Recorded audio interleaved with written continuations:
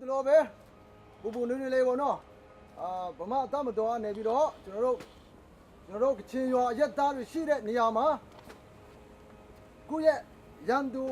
လက်နဲ့ကင်တဲ့အချင်းချင်းမဟုတ်ပဲနဲ့ရွာကိုတမင်တကာပြပြမနော်ကလေးတွေဘာမှမသိတဲ့ကလေးတွေကျွန်တော်တို့ရဲ့အနာဂတ်ကချင်ခေါင်းဆောင်တွေတည်ဆုံးတဲ့အထိဖြစ်ရတယ်ကျွန်တော်အင်မတန်မှရင်နာမိပါတယ်ဒီလိုပဲဗမာစကားပုံမှာရှိတယ်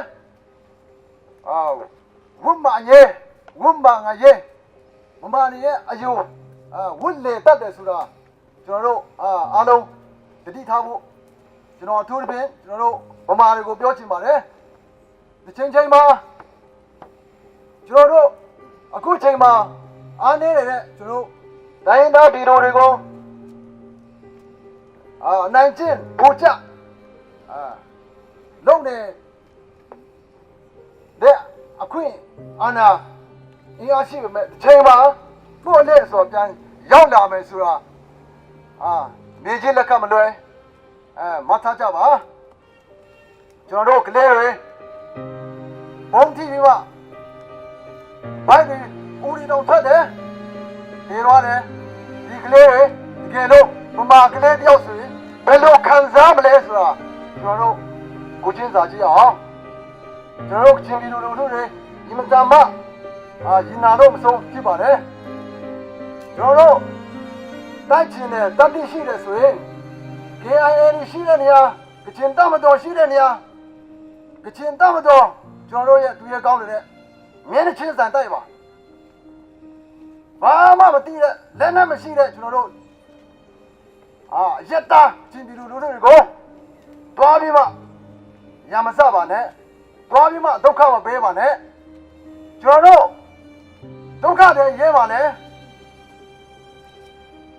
ဘာမှဒုက္ခတွေရဲ့လိုအပ်တဲ့အရာတွေကိုကိုညီရမယ့်အစားတစ်ချိန်လုံးဟိုပိတ်ဒီပိတ်ဟုတ်လား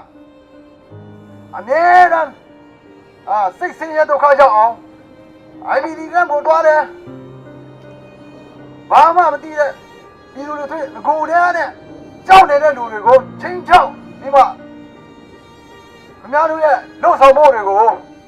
ခင်ဗျားတို့ပဲပြန်စဉ်းစားကြည့်ပါကျွန်တော်တို့အုံနောက်ရှိတဲ့လူတွေနားလည်မယ်သိမယ်ဘင်းကျွန်တော်တို့ဗမာမင်းတဲ့ခိဆက်ဆက်ကပြန်ပြီးတော့ကျွန်တော်တို့တွေးကြည့်ကြအောင်အနော်ချာမင်းကစဒီဘောမင်းအဆုံးဟုတ်လားခင်ဗျားတို့တိုင်းသားနေတွေတိုင်းသားဇော်ဖွားတွေတိုင်းသားဘင်းတွေကိုကလင်ကကျစ်နဲ့တိုင်းပြည်တစ်ခုခင်ဗျားတို့တင်ခဲ့တယ်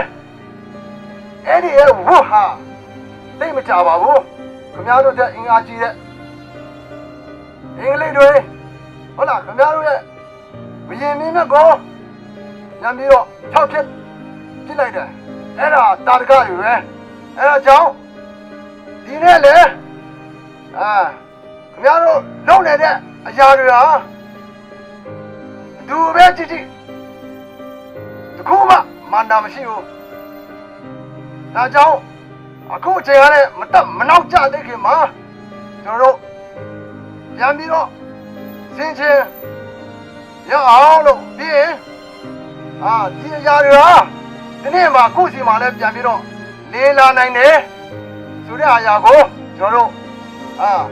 မတ်ယူစင်ချင်းပြီးတော့ကျွန်တော်တို့ကောင်းတဲ့အရာတွေကိုကျွန်တော်တို့ပြန်ပြီးတော့ကြိုးစားရအောင်ကြိုးစားပေးပါကျွန်တော်တို့ချင်းပြည်လိုတို့တာမကဘူးကျွန်တော်မြန်မာနိုင်ငံမှာရှိတဲ့တိုင်းဒေသအားလုံးကိုစေတနာမေတ္တာရှိနဲ့